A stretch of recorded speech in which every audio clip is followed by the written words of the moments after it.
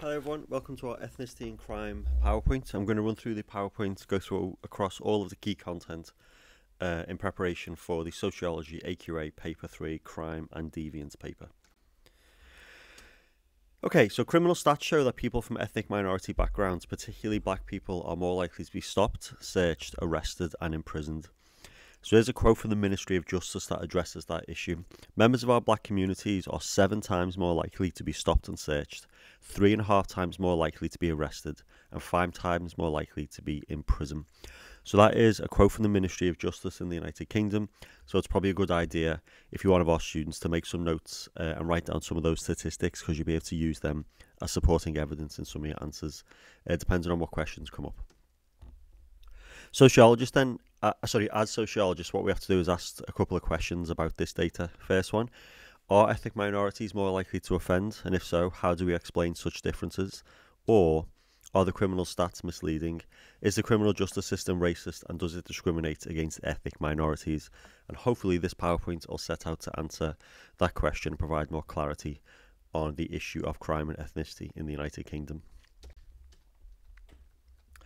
Okay, as we know as sociologists, statistics can be misleading. So how are we to gain a clear picture of the link between crime and different ethnic groups? In addition to statistics on the ethnicity of those involved with the criminal justice system, we can use 2 other sources of statistical data to shed more light on the issues of ethnicity and offending. The first are called victim surveys.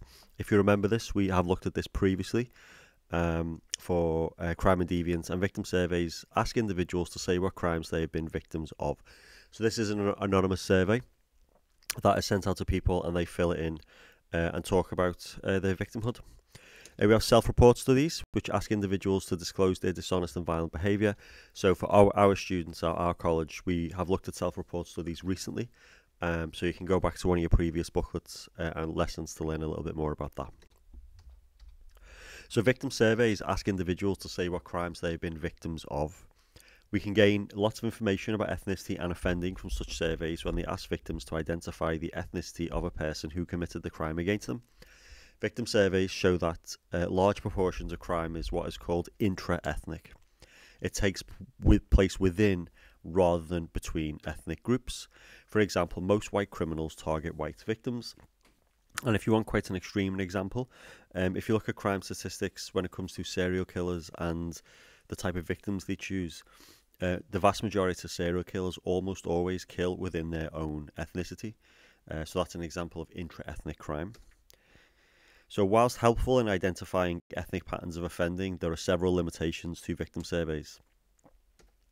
Okay, number 1, they rely on victims' memory of events. So for our students who are sitting AQA, and this information may feed into a 30-mark answer, these are like the evaluative points that you can bring to bear on the question. So they rely on victims' memory of events. According to Phillips and Bowling, evidence suggests that white victims may overly identify black people, saying the offender was black even when they are not sure. Victim surveys only cover personal crime, which make up only 1/5 of all crime. So, for example, they don't talk about corporate crime, green crime, state crime, etc. They exclude under 10s. Minority ethnic groups contain higher proportions of young people. And they exclude crimes by and against organisations, so they tell us nothing about the ethnicity of white-collar and corporate criminals. And they're not representative, as they only tell us about ethnicity of a small percentage of offenders. So victim surveys do provide some insight and can be used to determine patterns of criminality and victimisation across ethnic groups, but the points on the board now should be used as evaluation to show that they are not perfect and they are full of flaws. Self-report survey. Okay, so Graham and Bowling from 95 found that 43%, black and white people have very similar rates of offending. If you look at black people 43%, white people 44%, it's effectively the same. Indian people 30%, Pakistani people 28%, and Bangladeshi people have a much lower rate of offending. And Shard and Budd notes that in the 2003 Offending, Crime and Justice survey of 12,000 people found that white people white people and those of mixed ethnicity are more likely to admit to having committed criminal offences.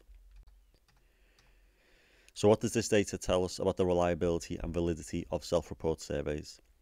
Self-report surveys do not support the evidence provided by official stats and victim surveys that ethnic minorities are more likely to be involved in crime. Limitations of the self-report study include the following. Respondents may lie on the self-report survey. This makes the data invalid. People are more likely to admit to committing less serious crimes, shoplifting for example, than serious crimes, so the data could be skewed. The experiences of those completing the survey can never be substantiated. So we're going on trust and assuming that the person filming the survey is actually telling the truth. So there's some evaluative points for self-report survey. So one of our tasks is to outline and explain the ethnic differences that occur at each stage of the criminal justice system. Now, you won't be asked a question like this in the exam because it's too broad and too big, basically. But what we need to show an awareness of across the questions or across the entire paper are how ethnic minorities are treated, dealt with every stage of the criminal justice system. So we have to look at policing, prosecution and trial, stop and search, arrest and caution, conviction and sentencing, and the prison system. So we're just going to work our way through each one of these in relatively short amount of time and cover what we need.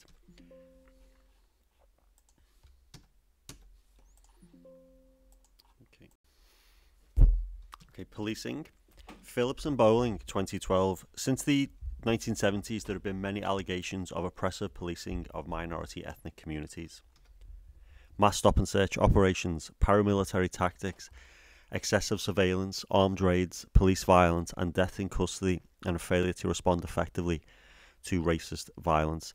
So these are findings from Phillips and Bowling of the experiences of ethnic minorities, specifically black British people within the British police system. And if you look on the next slide, I've just got a few bits of data or data points that support that. So a lot of this information is taken from either official inquests into the death of non-white people in police custody and other government reports. So BAME deaths in police custody. So this is from an inquest into the deaths of BAME people in police custody. It says, the disproportionality in the use of force against black people adds to the irrefutable evidence of structural racism embedded in policing practices. Phillips and Bowling repeat their quote as well. Okay, so let's have a look at differences in offending. Large-scale migration from the Caribbean and the Indian subcontinent began in the 1950s.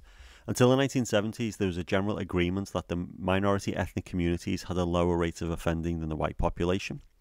However, from the mid-1970s, increased conflict between the police and Afro-Caribbean communities in particular, and higher arrest rates from street crime meant that, quote, black criminality increasingly became to be seen as a problem. It was not until the late 1990s that crime by people of Asian descent also began to be viewed as a problem, with media concerns about the growth of, quote, Asian gangs. So if you look at the dates and the times, what you can look at are trends in wider society. So late 1990s, early 2000s, when we talk about a rise in, quote, Asian crime, what we're talking about ostensibly is like Middle Eastern. And the idea is that after the terrorist attack on the World Trade Center in the early 90s, we started to see a rise of Islamic extremism presented in the media as a threat. And obviously after 9/11 that continued. So the question is, are people from that ethnic group committing more crimes, or is the media simply focusing in on that and reporting it more, which gives the impression that more crime is coming out of a particular group than is actually true? Okay, if we move on to explaining differences in offending, it's clear that crime stats do show some difference between ethnic groups, and there are two main explanations for these stats: left realism and neo-Marxist. Left realists suggest that the statistical data is valid and there are real differences in rates of offending, but the stats are true, but there's a reason for it. Neo-Marxists suggest that the statistics are invalid and due to racist labelling and discrimination. So let's look at left realism. Left realists argue that ethnic differences in stats do reflect real differences in offending by different ethnic groups. Left realists see crime as a product of three major categories: relative deprivation, is the lack of resources needed to sustain the diet, lifestyle and activities that an individual or group is accustomed to, not having enough to survive in society. So we're talking about deprivation a lot. So for our students, think about class and what we talked about for working class students and working class people and why they may be more likely to commit crime. This brings in potentially strain theory. And relative means that people feel deprived and lack resources or cultural resources relative to their neighbour or other ethnic groups or class groups. So it's deprivation in relation to other groups. Marginalisation. Ethnic minorities are more likely to be marginalised, unemployed and in poverty. Left realists argue that racism has led to marginalisation and economic exclusion of minority groups. As well as this, the media's emphasis on consumerism promotes a sense of relative deprivation by setting materialistic goals that many members of ethnic groups are unable to achieve by legitimate means. So, for our students, if you think back to our study of class and strain theory and some of the reasons why working class people may become criminal, deviant, enter gangs, they look for illegitimate opportunity structures in subcultures that enable them to meet materialistic goals. Okay, that is also true of ethnic minorities because, as it says, ethnic minorities are also likely to be marginalised and found in poorer areas and victims of poverty. So they may, because of the materialistic goals of society are seen as unachievable, they may divert to illegitimate opportunity structures to achieve those. So it relates to class very heavily. Okay, so as a result of this, what may happen are delinquent subcultures.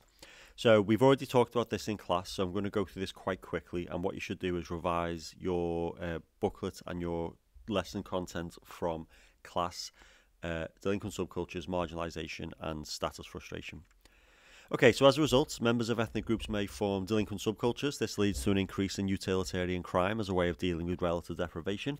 Utilitarian crime, remember, utilitarian, it has a utility.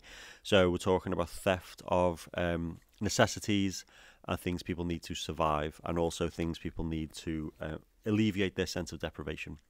Marginalisation can lead to frustration and non-utilitarian crimes such as violence and or antisocial behaviour.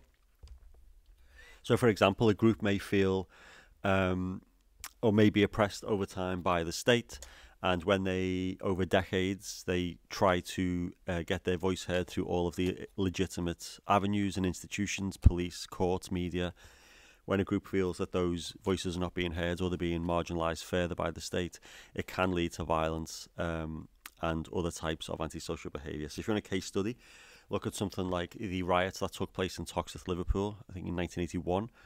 They were very much a consequence of frustration. They were non-utilitarian crimes in the sense that they were not being committed to, feed a hungry family or meet some sort of, ease some sort of deprivation. It was very much a frustration against the systemic marginalisation and horrific treatment of the black community in Liverpool. So that's a good example to look at there. Okay, so subcultures, we've done this already, but I'll run through it super quick. Subcultural strain theory. Subcultural theories see deviance as the production of a delinquent subculture which has different values to mainstream society. Subcultural theories focus on working class, and in this case ethnic groups, who, it is claimed, are denied the opportunity to achieve success by legitimate, acceptable means. So in what ways are the working class denied opportunities to achieve? Reduced educational opportunities, and obviously this is increased and further felt by members of ethnic minority groups. So growing up in poverty may lead to crime as a necessity to survive. I think that's very much a class thing. That applies to anyone within that working class area, including different ethnic groups. Laws are written by the ruling class, which in Britain is ostensibly a white conservative group. Cultural deprivation, material deprivation, social mobility may be very difficult. So the goals of our society may not be achievable for these factors, and that is one of the many reasons why people may join subcultures. So Cohen talks about status frustration. He talks that the less able we are to meet society's goals, the more frustration we feel, and that frustration comes with our status in life, our class place, or either our ethnic backgrounds and where our society sort of positions different ethnic groups. So Cohen argues that working class boys face anomie in a middle class dominated education system, and that also applies for ethnic minority groups in a white middle class dominated education system and society. They may suffer from cultural deprivation and do not need the skills needed to achieve, and their ability to succeed in middle class white hegemonic world leaves them at the bottom of the social hierarchy. And as a result, people in working class environments, this example on the board talks about education, but we can apply this to ethnicity as well. Groups may feel what we call status frustration, which is frustration experienced by individuals when they are denied the opportunity of attaining social status. Okay, so if you come back to left realism, Lee and Young, 93, argue that the differences in offending rates cannot be explained by racism within the police, as the majority of crimes in the crime stats are reported to the police by the public rather than discovered by the police. Lee and Young suggest that the fact that black people have a higher rate of criminalisation than Asian people shows that this cannot be due to police racism unless the police are very selective in their racist attitudes. That's a very interesting way of looking at it. And that's presented as a criticism, but I would push back and say there is evidence to suggest that the police are in fact selective in their racist attitudes. And I'm not saying the police are racist, I'm just saying the data speaks for itself. Black people are targeted more, so feel free to push back against Lee and Young at that point. Okay, but critics of this argue that the differences in arrest rates between black people and Asian people are due to different ways the respective groups are perceived by the police. For example, seeing black people as dangerous, Asian people as deceptive, etc. So we're talking about like historical racial stereotypes and how they are held by people within these institutions, and how they maybe then affect their perception of other groups and how they then may enact upon that in the real world. Okay, so let's move on to neo-Marxism. Paul Gilroy. Paul Gilroy is a key sociologist and key theorist across, not only sociologist, but media studies as well. Absolutely fascinating person. Okay, so neo-Marxism. Left realists see official stats as reflecting real differences between ethnic groups. However, neo-Marxists argue these differences are an outcome of what they call social construction that stereotypes ethnic minorities as inherently more criminalistic than the majority population. So Paul Willis and Paul Gilroy both agree that ethnic groups are stereotyped by a racist police force and criminal justice system, and as a result they are more likely to appear in criminal statistics. So Gilroy has a background in what we call post-colonial theory, and he's very interested in the decline of the British Empire, but the after effect of that.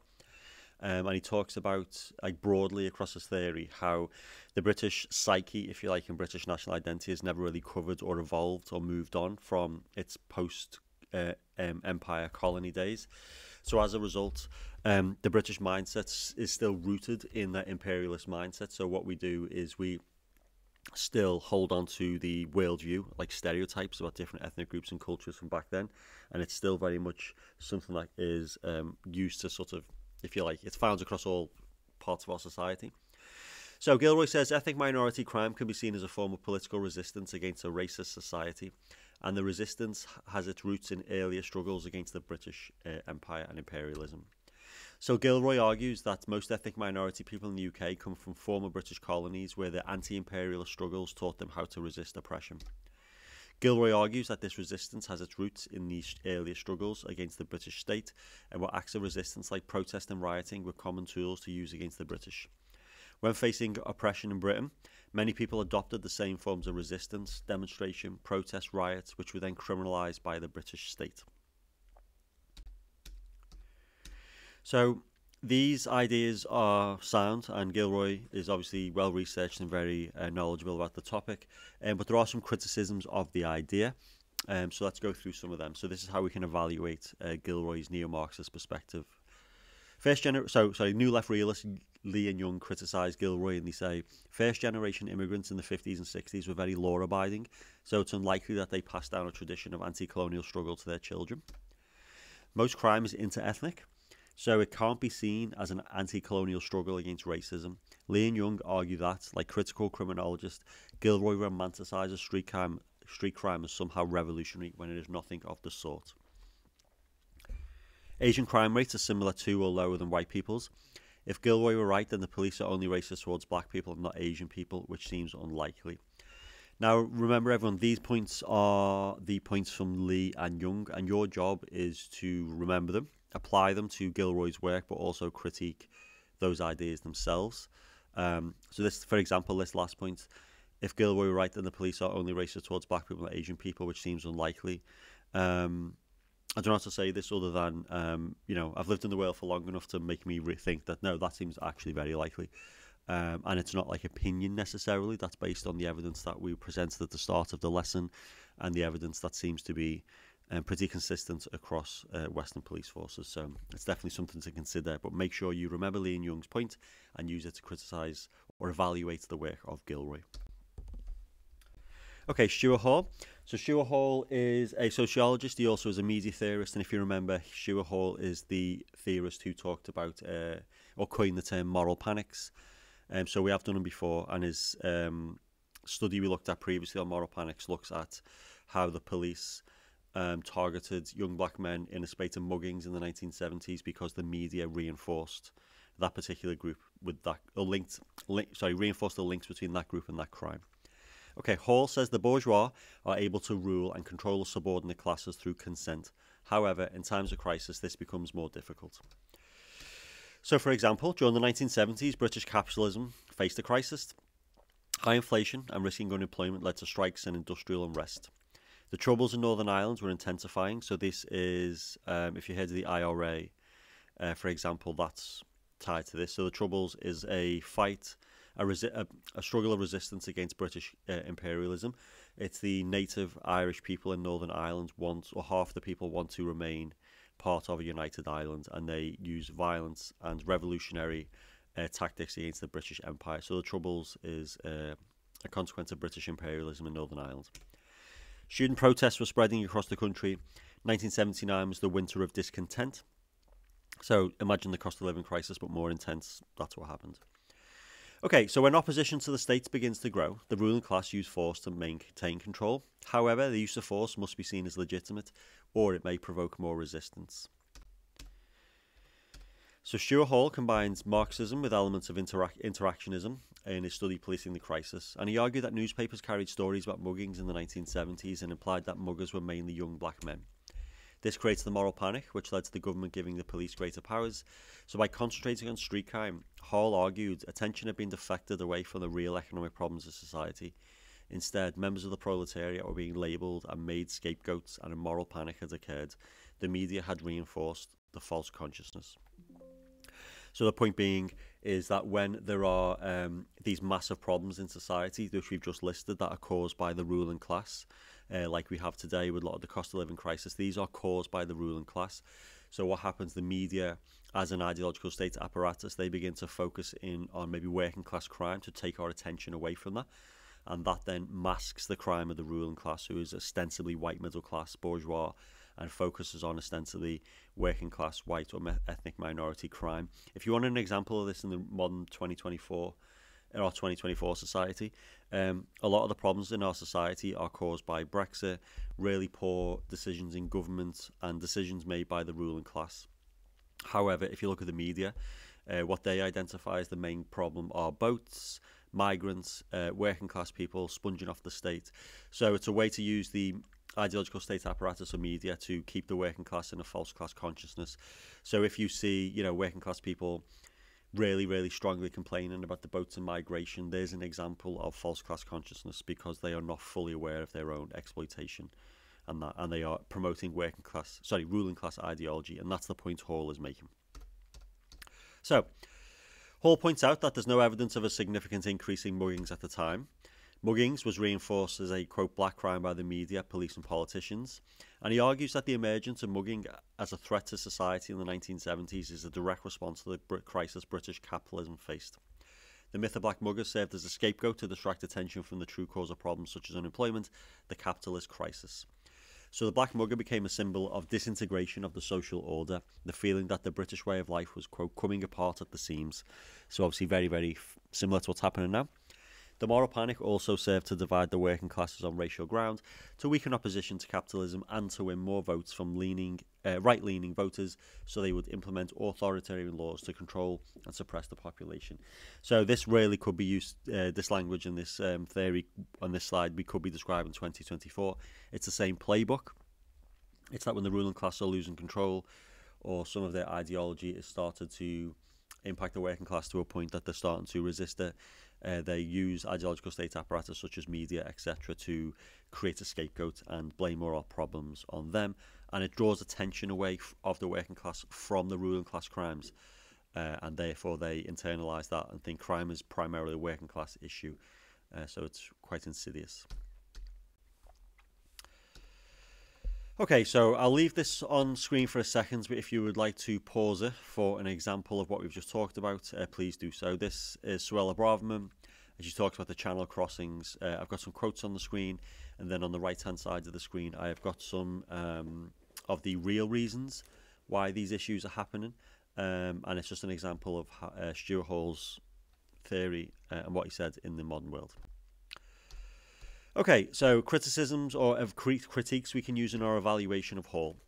Downs and Rock argue that Hall is inconsistent in claiming that black street crime was not rising, but also it was rising because of unemployment. Hall does not show how the capitalist crisis led to a moral panic, nor does he provide evidence that the public were in fact panicking or blaming crime on black people. And Left Realists argue that inner city residents' fears about muggings are not panicky, but realistic. It's not a moral panic or exaggeration. The issue is a legitimate one. So there we go. So there are Stuart Hall, Policing the Crisis, and some evaluative points from a new left realist perspective. Okay, so we're going to have a quick look at some more recent approaches, and we're nearly done.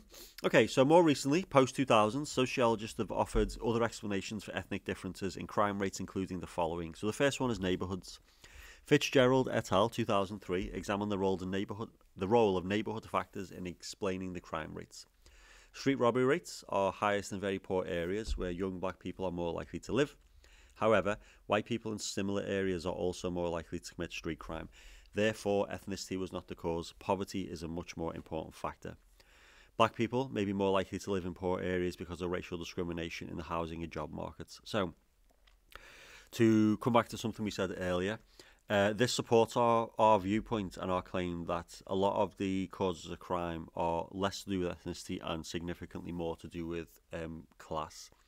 So as we've explained in class, as most ethnic minority groups are either when they arrive in Britain placed in poorer areas or are found in poorer areas, they're more likely to suffer the same sort of crimes but also be driven to commit certain crimes or acts of deviance based on class factors such as material deprivation, etc. So if we look now at ethnicity and victimization. So up until recently, the focus on crime stats has been perpetrators of crime. However, now in modern sociology, there's a more interest in the ethnicity of the victim. So racial victimization occurs when an individual is selected as a target because of their race, ethnicity, or religion. Racial victimization is nothing new. However, it was brought into greater focus following the murder of Stephen Lawrence in 1993. So for our students, if you download the PowerPoint off our Teams or website, there are links embedded into the PowerPoint, which I'd really encourage you to watch.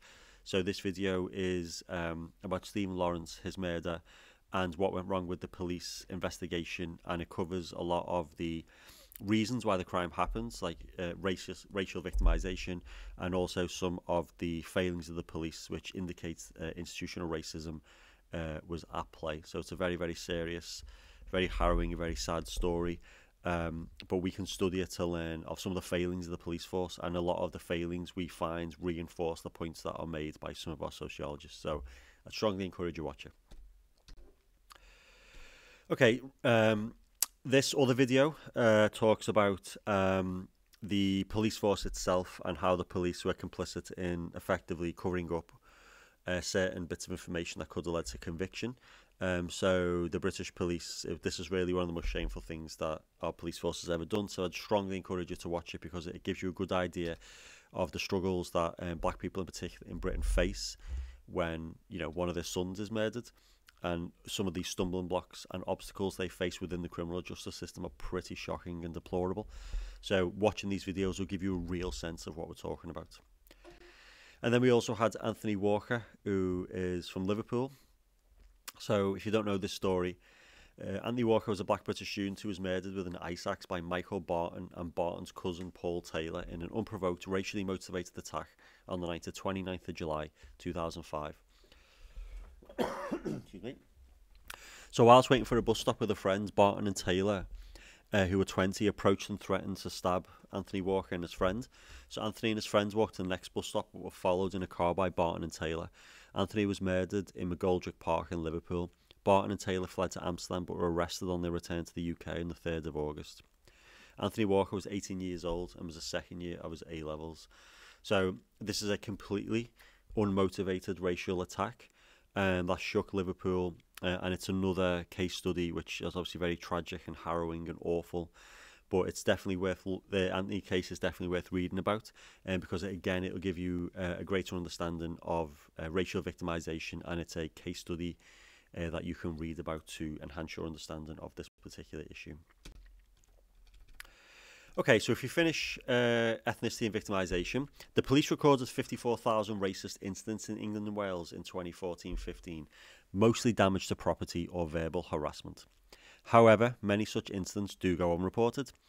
The Crime Survey of England and Wales estimates that there were actually over 89,000 racist incidents during the same period. The risk of being a victim of any sort of crime varies by ethnic group. The British Crime Survey show that people from mixed ethnic backgrounds has a higher risk of becoming a victim of crime than black people, Asian people or white people. The differences may be partly the result of factors other than ethnicity. For example, violent crime, factors such as being young, male and unemployed are strongly linked with victimisation. Ethnic groups with a higher proportion of young males are therefore more likely to have higher rates of victimisation. In addition, Sampson and Phillips argue that the stats do not capture the victims' experiences. They note that racist victimisation tends to be ongoing over time, with repeated minor instances of abuse and harassment. It is likely that such instances are rarely reported and therefore do not appear in the stats. So this information can be used to evaluate ethnicity and victimisation, and obviously support the arguments that statistics are not particularly valid because of the reasons on screen. Okay, so we've run through the content for ethnicity and crime. Now, please remember that you need to revise class as well because of strain theory, status frustration, and some of the other crossover points. And make sure when you are revising this topic and thinking about writing an answer that you do consider crime as well. Okay.